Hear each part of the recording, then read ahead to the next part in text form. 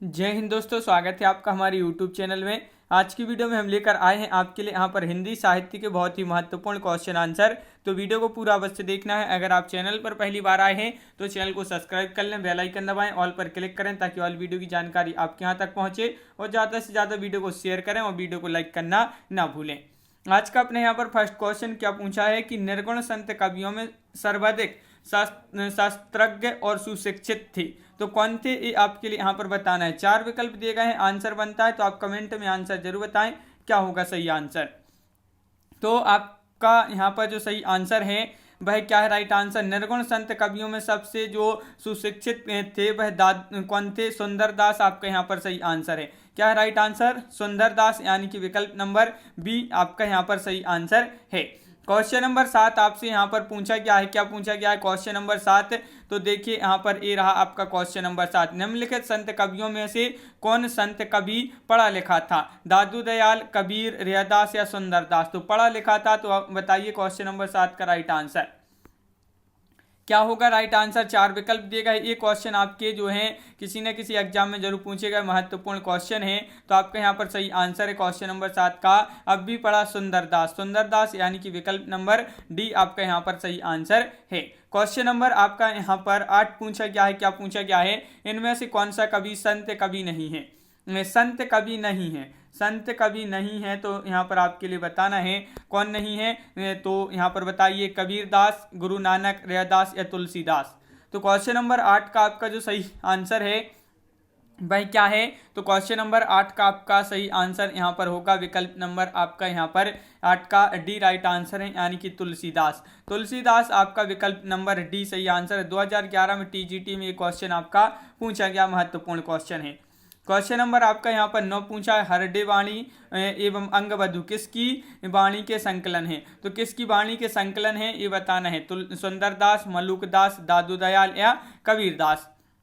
हरडे वाणी और अंगबधु किसकी वाणी के संकलन है। तो क्वेश्चन नंबर 9 का आपका जो सही आंसर है वह आपके लिए बताना है। तो क्वेश्चन नंबर 9 का राइट आंसर होगा यहाँ पर विकल्प नंबर आपका यहाँ पर डी राइट आंसर है, यानी कि दादू दयाल। दादू दयाल आपका यहाँ पर सही आंसर है, बिल्कुल सही। दादू दयाल जिन्होंने विकल्प नंबर बी बताया है उनका यहाँ पर सही आंसर। क्वेश्चन नंबर 10 आपसे यहाँ पर पूछा गया है, क्या पूछा गया है, तो यहाँ पर देख लेते हैं। क्वेश्चन नंबर 10, निर्गुण ज्ञानश्री शाखा का दूसरा नाम क्या है।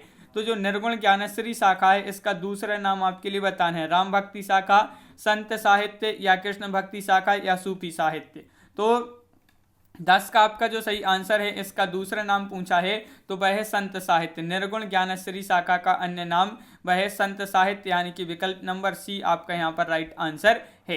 क्वेश्चन नंबर आपसे 11 यहाँ पर पूछा गया है, क्या पूछा गया है क्वेश्चन नंबर 11। तो देख लेते हैं, ये है आपका क्वेश्चन नंबर 11 कि कबीरदास किस काव्यधारा का प्रतिनिधित्व करते हैं, संत काव्य, राम काव्य, सूफी काव्य या कृष्ण काव्य। ये 4 विकल्प आपके यहाँ पर दिए गए हैं। कबीरदास के बारे में बताने हैं आपके लिए, तो कबीरदास जो है किस काव्यधारा का प्रतिनिधित्व करते हैं। तो 2011 में टीजीटी में ये क्वेश्चन पूछा गया, महत्वपूर्ण क्वेश्चन है। संत काव्य आपका यहाँ पर सही आंसर है, संत काव्य यानी कि विकल्प नंबर 1 राइट आंसर है। ज्ञानश्री शाखा के कवियों को किस नाम से पुकारा जाता है, क्वेश्चन नंबर 12 का सही आंसर आपके लिए यहाँ पर बताना है, ज्ञानश्री शाखा के कवियों को किस नाम से पुकारा जाता है। तो क्वेश्चन नंबर 12 का राइट आंसर बताइए, सिद्ध साहित्य, भक्त साहित्य, सिद्ध कवि, सॉरी यहाँ पर सिद्ध कवि है, या भक्त कवि, नाथपंथी कवि या संत कवि। तो ज्ञानश्री जो शाखा है, ज्ञान मार्गी शाखा, इसके कवियों को जो पुकारा जाता है वह किस नाम से पुकारा जाता है, संत कवि, यानी कि आपका विकल्प नंबर डी राइट आंसर है, संत कवि के नाम से इनको पुकारा जाता है। क्वेश्चन नंबर 13 आपसे पूछा गया यहाँ पर, संत काव्य नाम किसने दिया। ये क्वेश्चन महत्वपूर्ण है, देखिए ये आपका बहुत ही महत्वपूर्ण क्वेश्चन पूछा गया है। तो संत काव्य जो नाम दिया है, ये संत काव्य नाम किसने दिया है, आचार्य रामचंद्र शुक्ल, राम कुमार वर्मा, राहुल सांकृत्यन, हजारी प्रसाद द्विवेदी। तो क्वेश्चन नंबर 13 का आपका जो सही आंसर है वह है आपका यहाँ पर 13 का राइट आंसर विकल्प नंबर सी, यानी कि राम कुमार वर्मा आपका यहाँ पर सही आंसर है। राम कुमार वर्मा आपका यहाँ पर राइट आंसर है, बिल्कुल सही। क्वेश्चन नंबर आपका यहाँ पर 14 पूछा गया है कि निम्नलिखित विकल्पों में से जो संत काव्य की विशेषता नहीं है उसे छांटिए। तो संत काव्य की विशेषता नहीं पूछा है आपसे यहाँ पर, तो कौन सी नहीं है, तो बताइए। यहाँ पर 4 विकल्प दिए गए हैं आपके यहाँ पर। तो क्वेश्चन नंबर 14 का सही आंसर आपका जो यहाँ पर होगा वह आपका यहाँ पर राइट आंसर विकल्प नंबर सी कि सगुण ईश्वर की उपासना। ये जो है क्या है, संत काव्य की विशेषता नहीं है, तो विकल्प नंबर सी आपका राइट आंसर यहाँ पर होगा। क्वेश्चन नंबर आपका यहाँ पर 5 क्या पूछा गया है कि निर्गुण काव्य धारा की प्रवृत्ति है। निर्गुण काव्य धारा की प्रवृत्ति क्या है? वात्सल्य रस की प्राधान्यता, प्रकृति पर चेतन सत्ता का आरोप, रूढ़ियों एवं बाह्य आडंबरों का विरोध, आश्रयदाता की प्रशंसा। तो क्वेश्चन नंबर 15 है और 15 का जो सही आंसर है वह आपका यहाँ पर राइट आंसर 15 का विकल्प नंबर सी यहाँ पर राइट आंसर होगा। रूढ़ियों एवं बाह्य आडंबरों का विरोध, ये जो है आपका यहाँ पर विकल्प नंबर सी जो दिया गया है वह आपका राइट आंसर यहाँ पर है। क्वेश्चन नंबर यहाँ पर 16 दिया गया है आपका यहाँ पर। क्वेश्चन नंबर 16 क्या पूछा गया है तो वह देख लेते हैं। क्वेश्चन नंबर 16 देखिए, ये रहा आपका क्वेश्चन नंबर 16 यहाँ पर कि आचार्य रामचंद्र शुक्ल ने भक्ति काल के निम्नलिखित कवियों में से किसे सबसे कम महत्व प्रदान किया है। तो सबसे कम महत्व जो प्रदान किया है वह किसको महत्व प्रदान किया है सबसे कम? रामचंद्र शुक्ल जी ने तुलसी, कबीर, सूरदास या जायसी। तो 16 का आपका जो सही आंसर होगा वह आपका विकल्प नंबर सी यानी कि कबीर दास जी को जो है सबसे कम महत्व प्रदान किया है किसने? आचार्य रामचंद्र शुक्ल जी ने। क्वेश्चन नंबर आपका यहाँ पर 17 क्या पूछा गया है तो क्वेश्चन नंबर 17 है आपका ये रहा। देखिए क्वेश्चन नंबर 17, भाषा बहुत परिष्कृत और परिमार्जित न होने पर भी कबीर की उक्तियों में कहीं कहीं विलक्षण प्रभाव और चमत्कार है, प्रतिभा उनमें प्रखर थी, इसमें कोई संदेश नहीं है। ये जो पंक्ति है इस पंक्ति के लेखक बताना है। डॉक्टर नगेंद्र हैं, हजारी प्रसाद द्विवेदी हैं, डॉक्टर राम मूर्ति त्रिपाठी हैं, आचार्य रामचंद्र शुक्ल हैं। तो क्वेश्चन नंबर 17 का आपका जो सही आंसर होगा 17 का राइट आंसर क्या होगा ये बताना है। तो 17 का सही आंसर आपका विकल्प नंबर डी यानी कि रामचंद्र शुक्ल। देखिए ये आपका जीआईसी प्रवक्ता परीक्षा और एलटी ग्रेड 2012-2018 में क्वेश्चन आपका पूछा गया महत्वपूर्ण क्वेश्चन है। सदुक्कड़ी भाषा से आशय है क्या है ये आपके लिए बताना है। क्वेश्चन नंबर 18 में सदुक्कड़ी भाषा से क्या आशय तात्पर्य है ये आपके लिए यहाँ पर बताना है। तो क्वेश्चन नंबर 18 है, 4 विकल्प भी आपके यहाँ पर दिए गए हैं। क्या होगा इसका सही आंसर? पीजीटी परीक्षा 2015 में ये क्वेश्चन पूछा गया है विकल्प नंबर सी, जिसमें अनेक प्रांतीय भाषाएं और बोलियों के शब्दों का मिश्रण हो उसको कहते हैं सदुक्कड़ी भाषा। सदुक्कड़ी भाषा किसे कहते हैं? जिसमें अनेक प्रांतीय भाषाओं और बोलियों की शब्दों का मिश्रण हो उसे सदुक्कड़ी भाषा बोलते हैं। क्वेश्चन आपका यहाँ पर जो 19वां दिया गया है, अजगर करे न चाकरी पंछी करे न काम, किसने कहा है? तो ये आपके लिए बहुत ही महत्वपूर्ण पूछा गया है। ये किसने कहा है? ये तो तुलसीदास, रैदास, सूरदास या मलुकदास। अजगर करे न चाकरी पंछी करे न काम, तो आपका यहाँ पर सही आंसर होगा मलुकदास, विकल्प नंबर डी राइट आंसर होगा। क्या है राइट आंसर? यहाँ पर आपसे जो है पूरी जो है ये पूछी नहीं गई है। यहाँ पर ये दोहा आपसे पूछा है अजगर करे न चाकरी पंछी करे न काम। आगे है दास मलुका कहे गए सबके दाता राम। तो दास मलुका कहे गए, दास मलुका से मलुक दास की ये जो है पंक्ति है। और ज्ञानबोध किसकी रचना है? तो ज्ञानबोध बताना है सुंदरदास, रज्जब जी, मलुकदास या इनमें से कोई नहीं। क्वेश्चन नंबर 20 का सही आंसर यहाँ पर बताइए क्या होगा। क्वेश्चन नंबर 20 का राइट आंसर ज्ञानबोध बताना है। तो ज्ञानबोध किसकी रचना है तो बताइए।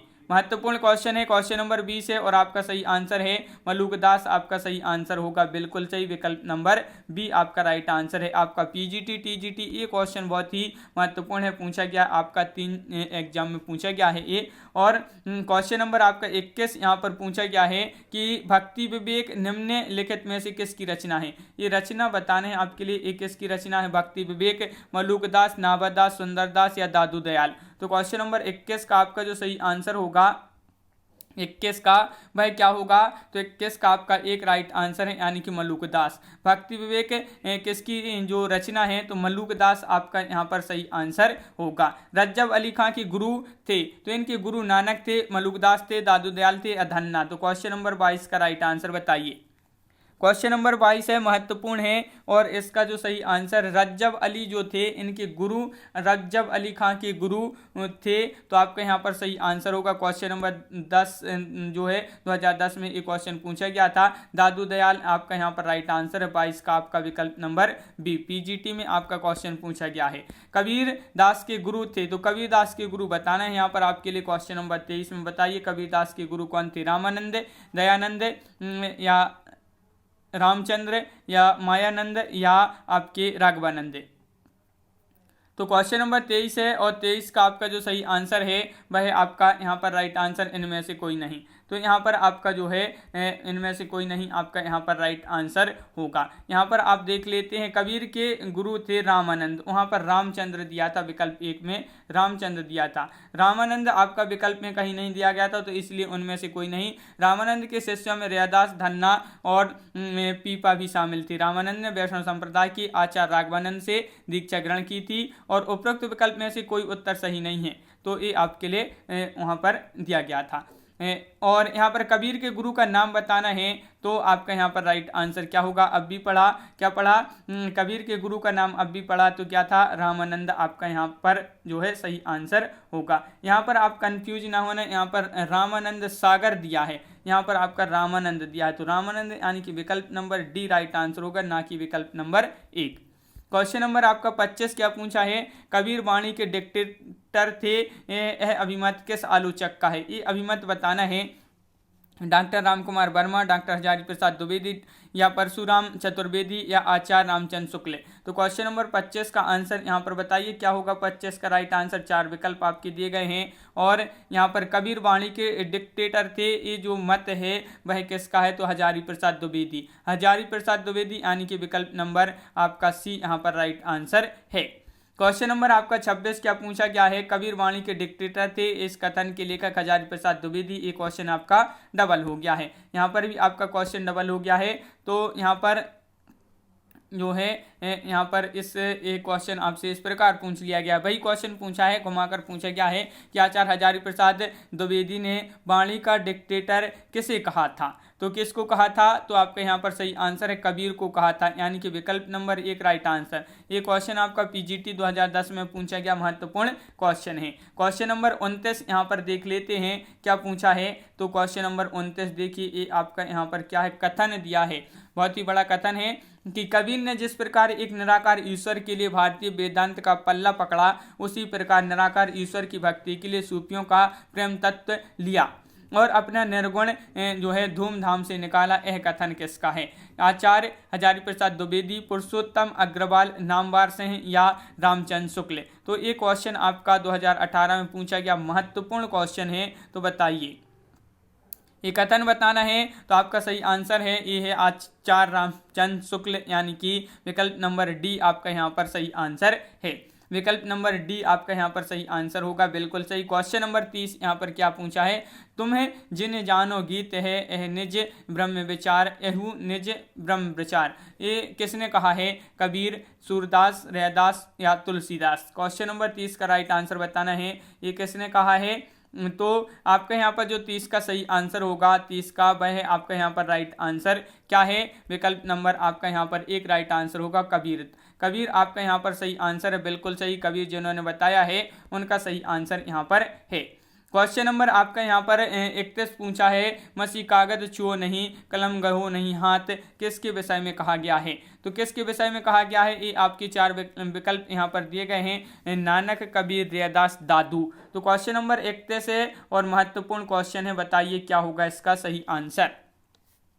मासी कागज छुओ नहीं, कलम गहो नहीं हाथ, ये किसके विषय में कहा गया है, तो आपका कबीर यहाँ पर राइट आंसर होगा, विकल्प नंबर सी यहाँ पर राइट आंसर है, बिल्कुल सही, विकल्प नंबर सी आपका यहाँ पर सही आंसर होगा। क्वेश्चन आपका यहाँ पर क्वेश्चन नंबर 32 क्या पूछा गया है, तो भाई देख लेते हैं। क्वेश्चन नंबर आपका क्या दिया गया है, 32, कबीर की वाणी का संग्रह बीजक कहलाता है, इसके कितने भाग हैं। तो बीजक के भाग बताना है आपके लिए, जो बीजक है इसके कितने भाग हैं, तो बताइए यहाँ पर 2, 4, 3, 5। तो क्वेश्चन नंबर 32 है, 32 का सही आंसर होगा आपका यहाँ पर राइट आंसर क्या होगा, राइट आंसर विकल्प नंबर आपका यहाँ पर बी राइट आंसर है, यानी कि इसके 3 भाग हैं। कितने भाग हैं बीजक के, बीजक के 3 भाग हैं। वाणी, कबीर की वाणी का संग्रह बीजक कहलाता है और इसके जो है 3 भाग हैं। यहाँ पर देख लेते हैं क्या है कि कबीर की वाणी का संग्रह बीजक कहलाता है, इसके 3 भाग हैं, साखी, शबद और रमेनी। कबीरदास जो है भक्ति काल के एकमात्र ऐसे कवि हैं जो आजीवन समाज और लोगों के बीच व्याप्त आडंबरों पर कुठाराघात करते रहे हैं। कौन करते रहे हैं? कबीर करते रहे हैं। तो ये आपके लिए याद रखना है। और जो बीजक है यह तीन, इसके कितने भाग हैं? तो 3 भाग हैं। कौन कौन से? साखी, शबद, रमेनी। तो इस प्रकार अपने यहाँ पर बहुत ही महत्वपूर्ण क्वेश्चन कंप्लीट हुए हैं। कैसा लगा ये वीडियो आप कमेंट में जरूर बताएं। और अगले वीडियो में पढ़ेंगे सूफी काव्य। तो आज की वीडियो में बस इतना ही। सभी लोग वीडियो को लाइक कर लें। अगर आप चैनल पर पहली बार आए हैं तो चैनल को सब्सक्राइब और बेल आइकन पर अवश्य क्लिक करें ताकि ऑल वीडियो की जानकारी आपके यहाँ तक पहुँचे। और ज़्यादा से ज़्यादा वीडियो को शेयर करना है। तो आज की वीडियो में बस इतना ही। सभी के लिए बहुत बहुत धन्यवाद। जय हिंद।